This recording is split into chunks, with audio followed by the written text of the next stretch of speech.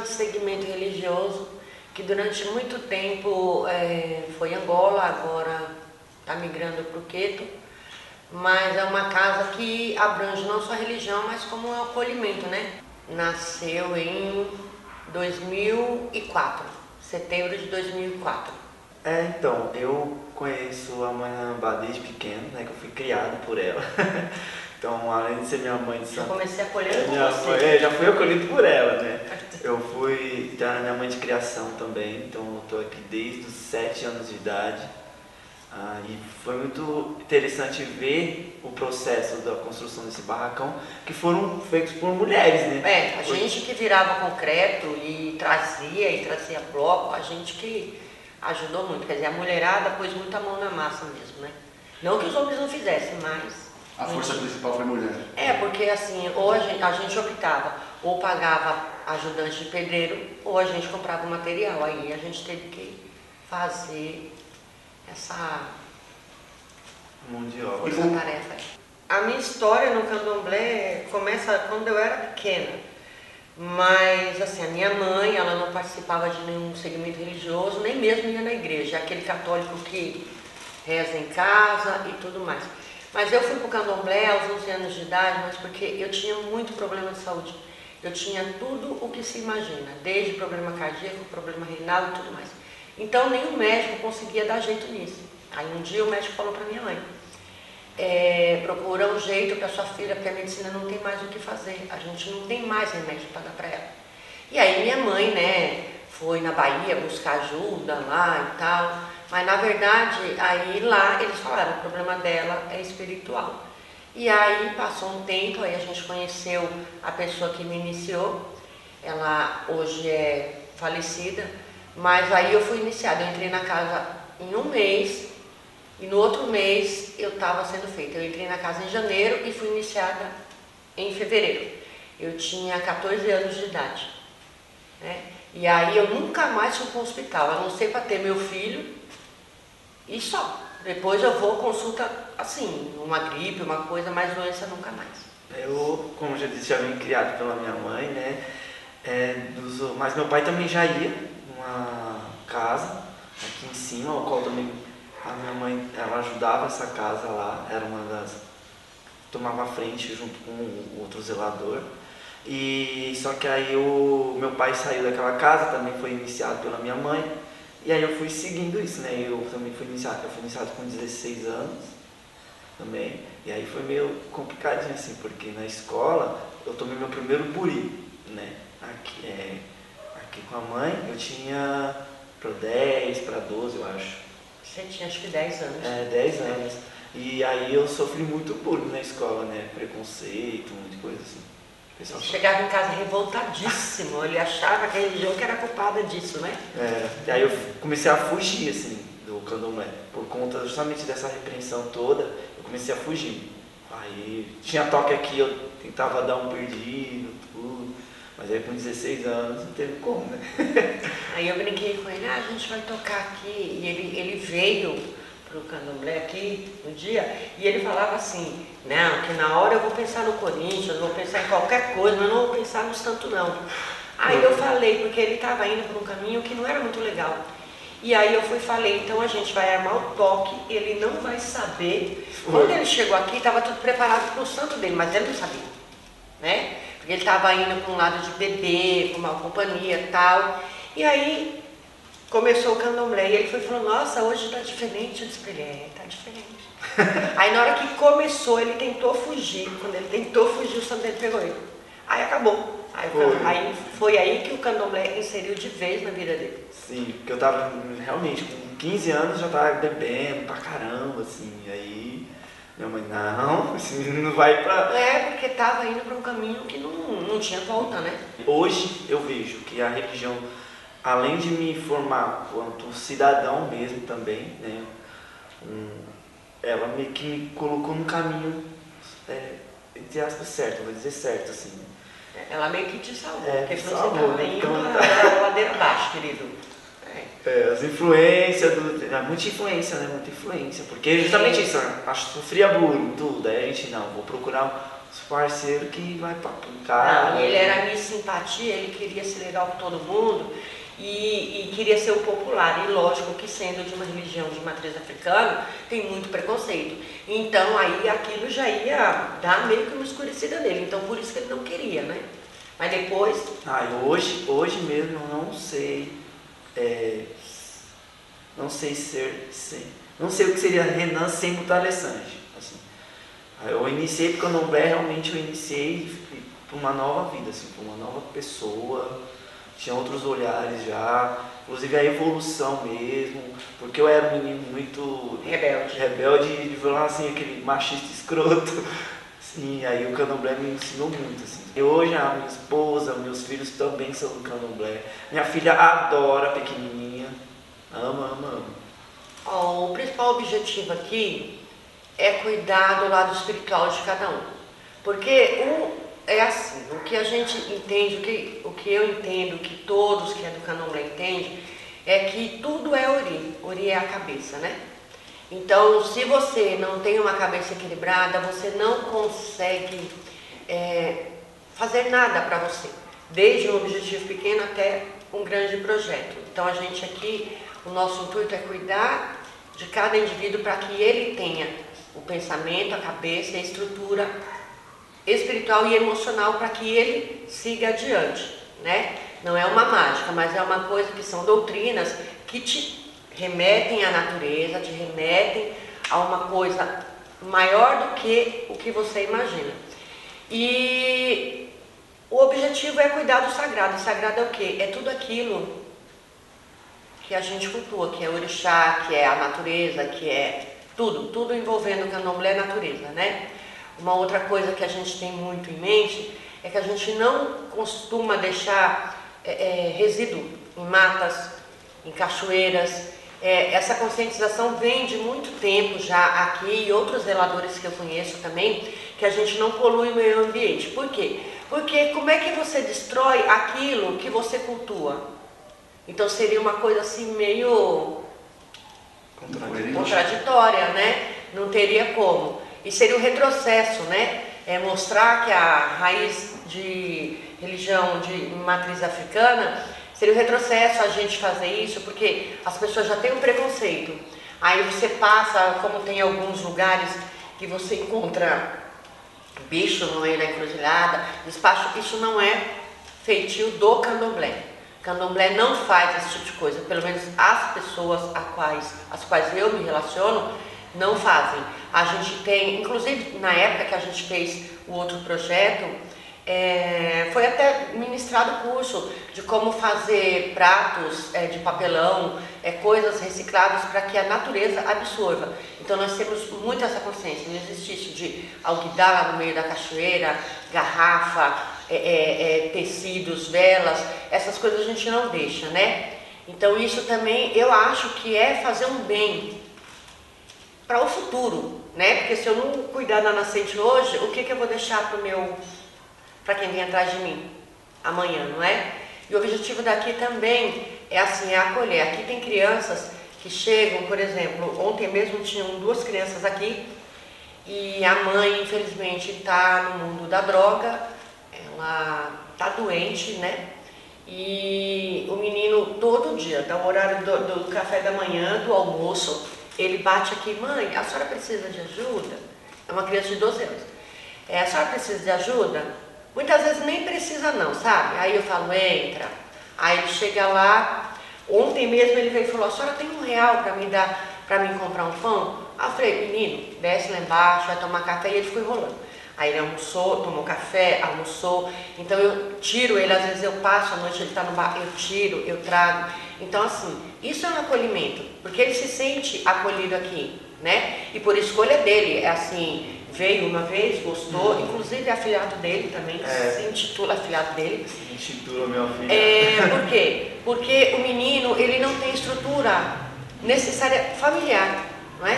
Então assim, a sociedade, por ele ser uma criança negra, filho de uma pessoa que está infelizmente doente, porque eu não acredito que isso seja apenas uma escolha, pelo que a gente conhece, né, desse processo todo aí. E as pessoas têm preconceito com ele, acham que o menino vai ser um trombadinha, acham que o menino vai entrar e vai roubar alguma coisa na casa deles. Então, se uma criança me procura aqui, eu não tenho que forçar ela a entrar para a religião, mas é meu dever como mãe aconselhar.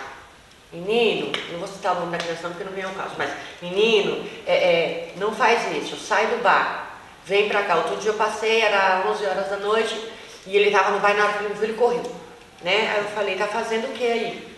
Ah, eu tô aqui. O menino aquele horário ele não tinha tomado banho, ele não tinha jantado, né? Então assim, a gente traz o acolhimento, mas isso não quer dizer que toda pessoa que a gente vá acolher aqui de alguma forma, ela tenha a obrigatoriedade de ser membro do candomblé, porque daí não seria mais uma ajuda, seria uma troca, né? Então não é isso, o candomblé é livre, as pessoas elas ficam se quiserem, elas cultuam se sentirem dentro delas, porque assim, a partir do momento que a gente diz candomblé, é axé, e axé não quer dizer prisão, né? Tanto que é uma religião que ela abrange homossexuais, transexuais, todos os perfis, coisa que muitas outras segmentos religiosos tem questão de preconceito, tem questão de dogma. O orixá não quer nada disso das pessoas. O orixá quer limpeza de caráter e fazer o bem ao próximo. E a fé e o amor. Agora, o acolhimento da gente mais é esse. Aqui não é só as crianças não, aqui eu atendo muita gente adulta que vem procurar, inclusive a mãe desse menino mesmo, e eu tenho tentado conversar muito com ela, né, porque ela disse pra mim, você me ajuda, senão eu vou morrer. Eu disse pra ela, a primeira coisa, você se dá conta que você tá doente, que você precisa de ajuda, porque não adianta eu falar 1 milhão de coisas e você vai entrar aqui e sair aqui, você tem que aceitar que você precisa de ajuda. Então aos pouquinhos a gente vai trabalhando para que a pessoa procure um serviço, né, especializado, psicólogo, uma ajuda, assim e tal. E também o ano passado, na pandemia, a gente também distribuiu cesta básica, essas coisas todas e tal. Então, assim, aqui não é só o interesse do zelador de ter uma roda cheia de pessoas. Não. Aqui a gente abrange desde o lado espiritual até muitas vezes o social. E o projeto da casa, eu e o Renan estavam conversando ontem, que é a gente, ontem não, esses dias a gente vai conversando, fazer um projeto para se ensinar alguma coisa, ou artesanato, ou a gente fazer a questão de ensino aí para computação, porque tem que ter alguma coisa para poder ajudar, né? Porque não é só falar é a casa de candomblé. Bom, que toca tambor todo mundo sabe, né? Mas a gente também tem que mostrar por que a gente está aqui, ao que a gente veio. E não é só iniciar pessoas, mas a gente ter um trabalho social digno de ser chamado de religioso. Vocês podem comentar alguns momentos marcantes que aconteceram aqui, do início até o final, momentos bons, momentos ruins, que infelizmente aconteceram? Foi quando eu fui apontado como pai pequeno, que eu não esperava, isso aí realmente eu não esperava. Eu estava sentado na roda e aí a minha mãe foi e me levantou. Não, foi a mãe Onira, foi a criança da minha mãe que me levantou. E aí nessa que me levantou eu estava sem entender nada, tudo, porque eu não sabia o que ia acontecer. Aí foi quando colocaram na cadeia e ela me apontou como pai pequeno. Aí esse dia foi muito especial para mim, eu chorei tudo. E depois foi nos meus 7 anos, que aí foi quando eu tomei as minhas idades, tudo, e foi um momento que o barracão também estava precisando. E eu, lá na camarinha mesmo, eu rezava muito, pedia para que os filhos tivessem mais união, todos os irmãos, né, tivessem mais união. E foi uma obrigação que eu vi, a união assim, dos irmãos na casa. E a outra foi os 25 da minha mãe, que para mim foi o evento assim, do ano, né, que foi esse ano inclusive. E que também foi um momento de união, foi um momento de transformação no barracão. Então acho que foi essas 3 datas foram muito importantes assim, para mim, assim, porque foram datas que a gente estava precisando dessa mudança. E a gente viu que a união, né, de todos, a gente conseguiu passar por todos os transtornos que tinha e fluiu.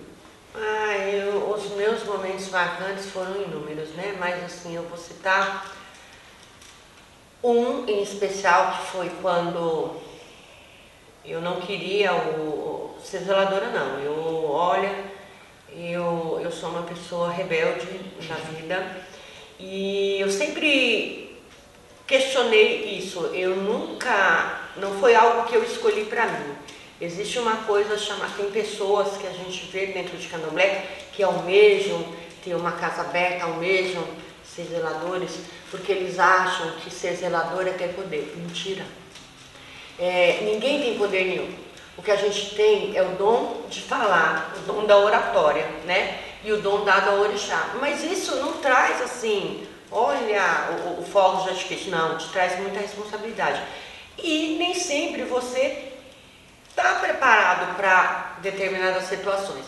Então, o mais marcante foi quando eu iniciei aqui, abri a casa, que o primeiro toque nessa casa foi assim, uma lona, 4 madeirinhas assim, e estava no barro aqui, e estava chovendo.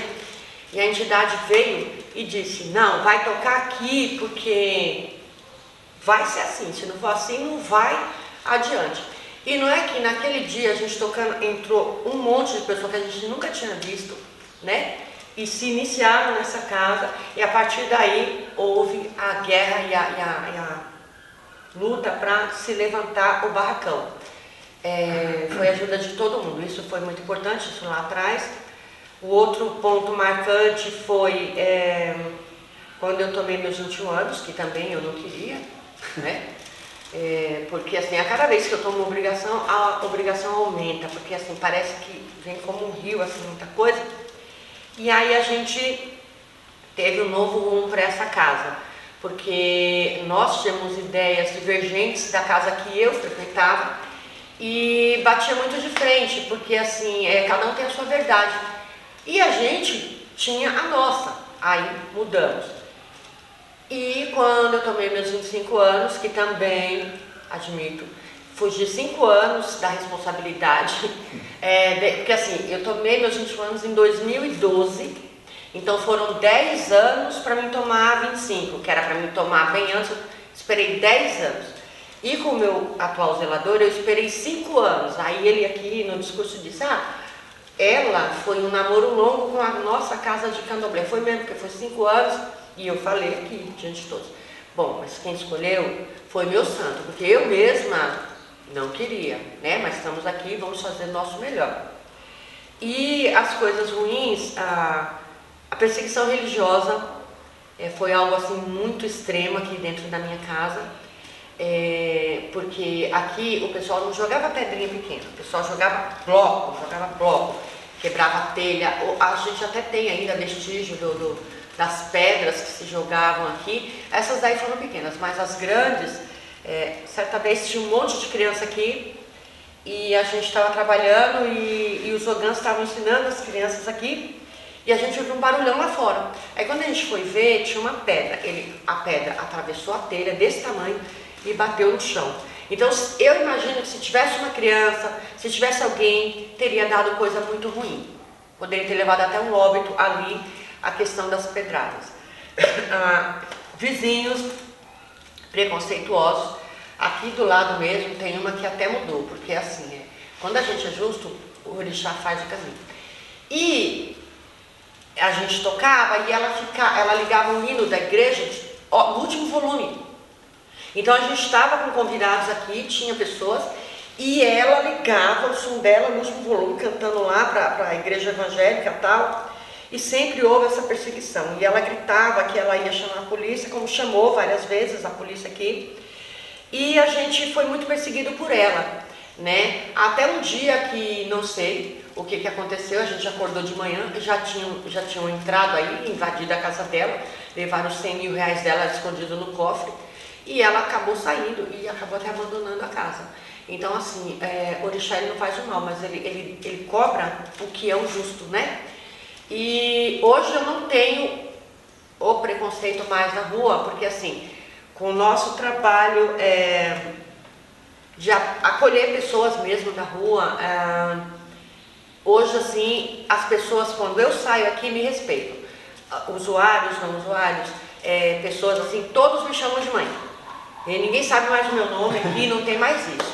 Então, assim, mãezinha, então onde eu saio, então assim, a gente é respeitado. E quando a gente toca aqui, o que a gente percebe hoje, depois de muita luta, é que os próprios moradores da comunidade, eles vêm, eles assistem, eles comem junto com a gente aqui, porque toda a festa de candomblé é servido.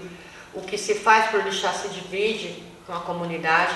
Inclusive até a questão da matança, as pessoas têm uma visão muito deturpada da situação.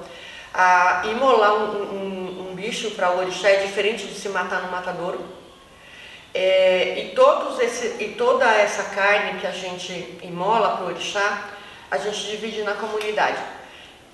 Não só aqui servindo, pronto, mas a gente divide e as pessoas levam para suas casas, porque a questão do orixá é dividir. E quanto mais você divide, mais você tem. Meus mais velhos diziam, isso hoje eu tenho plena certeza. Dentro da vida, quando você dá assim, você recebe assim. Quando você dá assim, você recebe assim. Entendeu? Então tudo que você dá, você recebe de volta, seja o bem ou seja o mal. E a questão que a gente fala, aí nesse ponto sim, existe a lei do retorno. Tudo aquilo que você planta, você vai colher.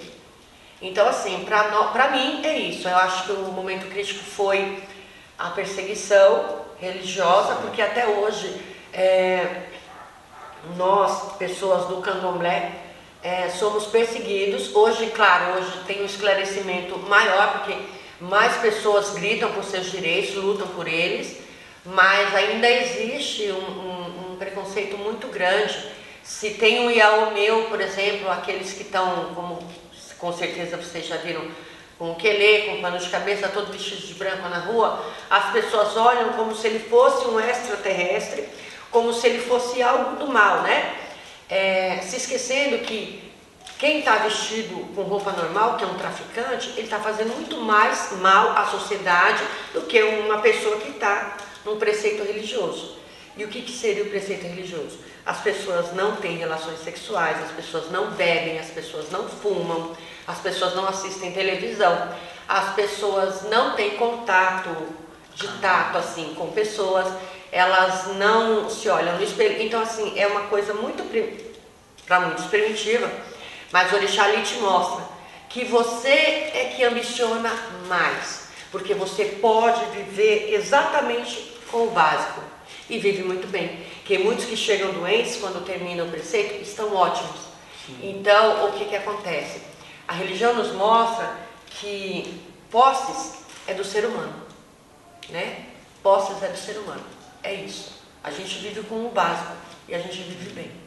Vocês comentaram agora de forma bem rápida as ações que vocês estão planejando, ação social para a comunidade, certo? Isso. Era a próxima pergunta, inclusive. Quais os planos para o presente, o que está acontecendo agora e o que vocês já planejam para o futuro? O que acontece agora é esse acolhimento que ainda não abrange o que realmente é necessário.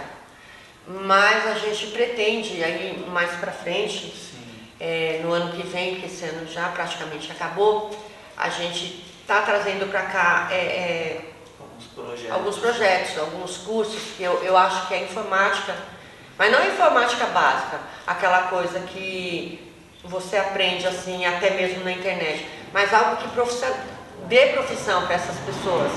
Porque você chega num escritório, você vai lá, a primeira coisa que a pessoa te pergunta, você tem Excel, você tem Word, você tem os que fala até em Power BI, né? Essas coisas todas. Então, isso não se tem muito por aí. Tem que ter uma formação profissional, porque quando o político vai lá na televisão, ou mesmo vem aqui, e falam que eles têm projetos para fazerem coisas, e a gente sabe que eles vão dar o básico do básico, porque assim, você não vê muita formação gratuita nesse quesito, porque são módulos, né, que as pessoas cobram para poder estar ministrando aulas.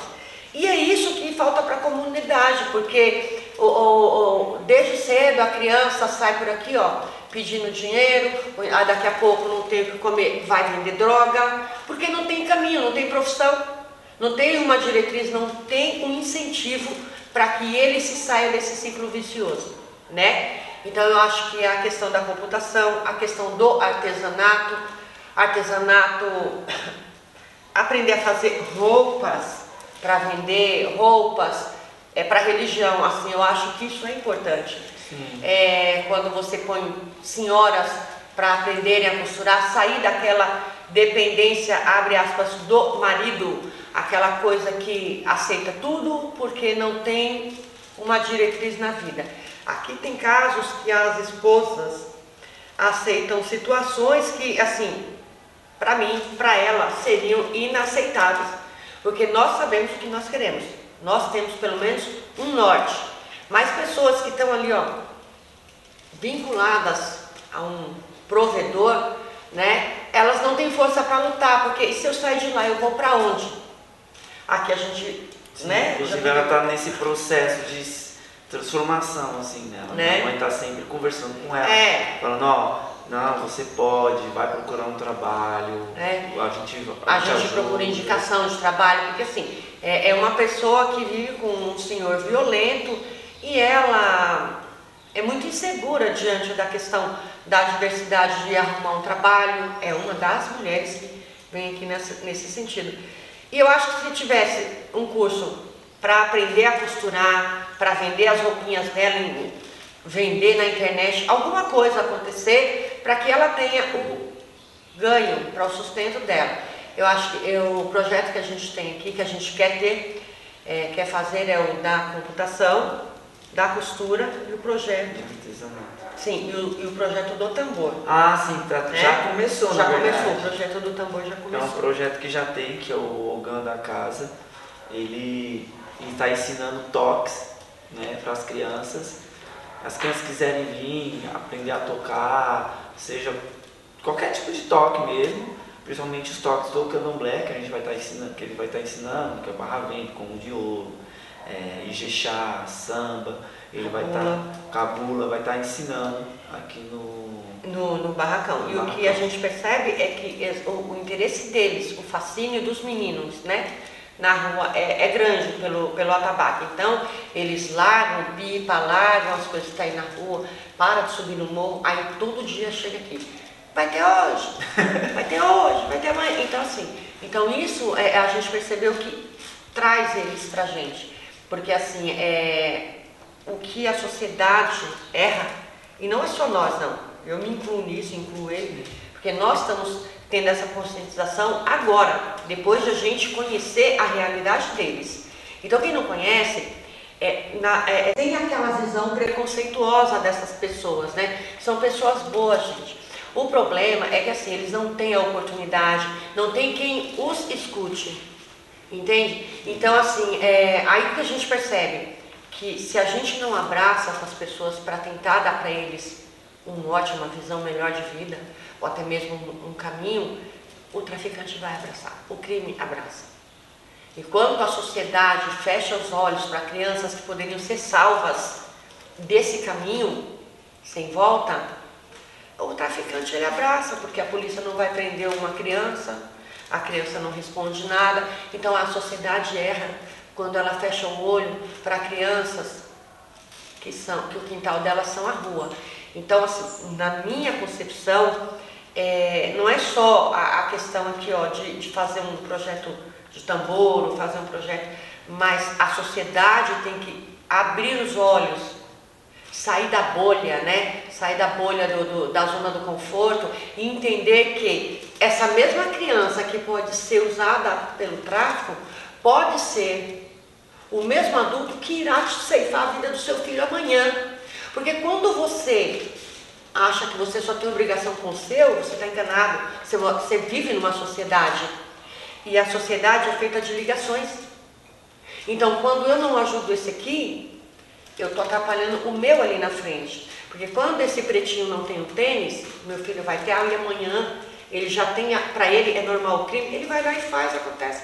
E aí, não, porque tem que ter a pena de morte. Mas e por que não tem o movimento para se trazer cultura de fato aqui para a periferia, né? A qualidade de vida daqui é muito baixa, não tem um centro de apoio para nada. Tem o CEL ali, tem o CCA, mas ainda é insuficiente para a carência que existe no bairro, né? Quando a gente vê aqui, por exemplo, eu não me conformo, aquela represa tropical ali é um lugar que é usado para lixão, para cemitério de carro, para tráfico também, uso de droga. É uma área pública. Por que a prefeitura não arruma aquilo, não põe pedalinho, não faz um parque para as crianças, não faz um botânico, porque daí não vai ter desmatamento, a favela não vai entrar dentro de um parque. E seria um lugar maravilhoso para criança, adultos, piquenique, pesca, por que não, cursos.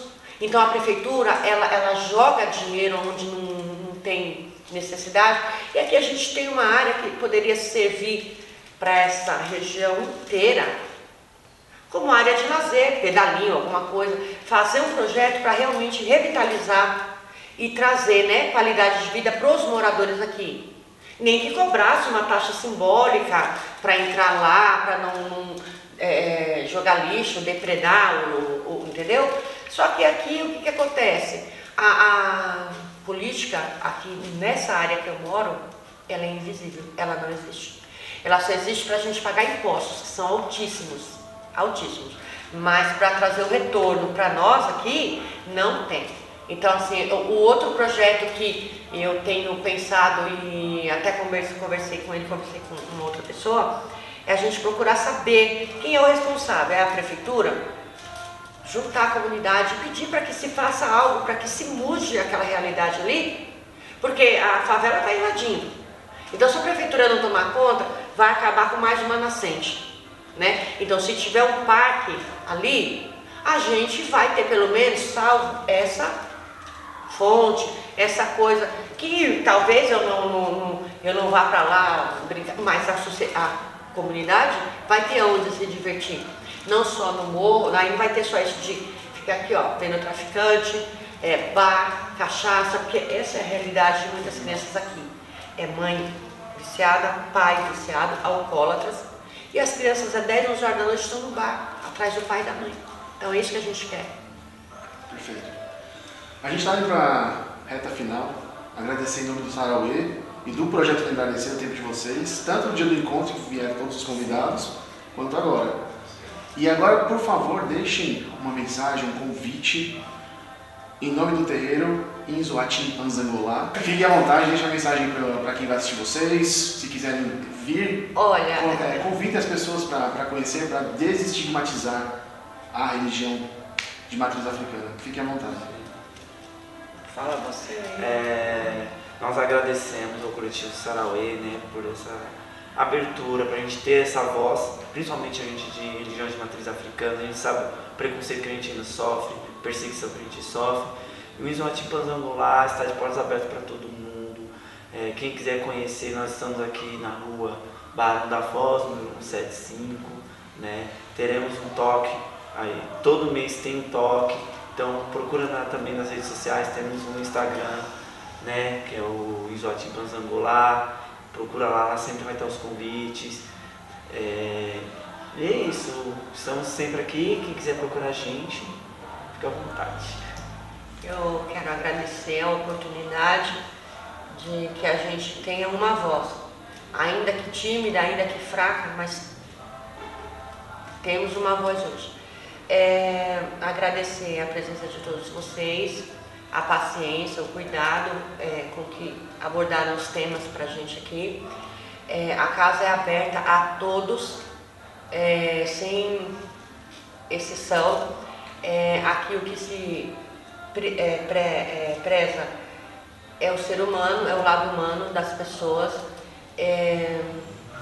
Agora, dia 9, vamos ter uma festa de criança.